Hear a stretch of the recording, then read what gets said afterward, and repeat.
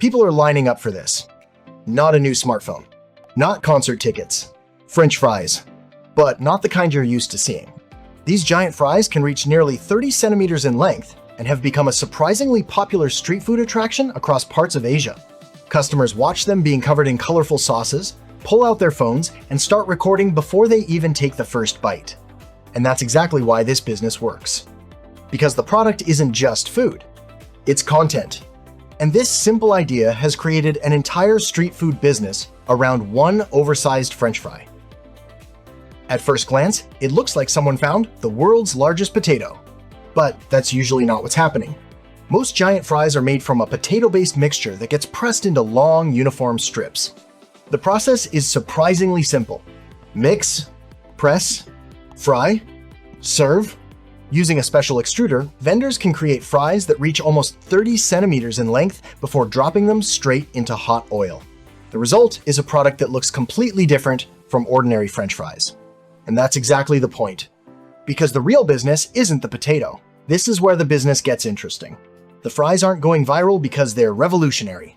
They're going viral because they're visual. A normal serving of fries disappears into the background.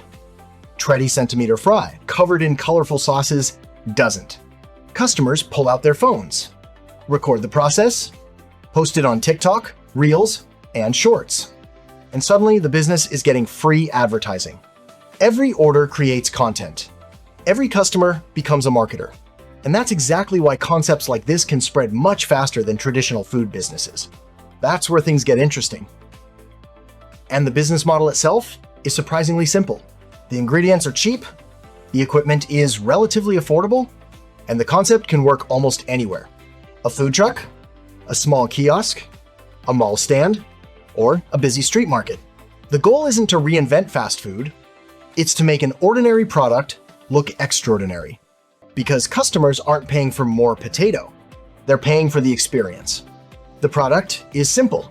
The presentation creates the value. And that's what turns a basic snack into a business opportunity. In the end, this business isn't really about food. It's about attention. The fries are just the hook. The real product is content.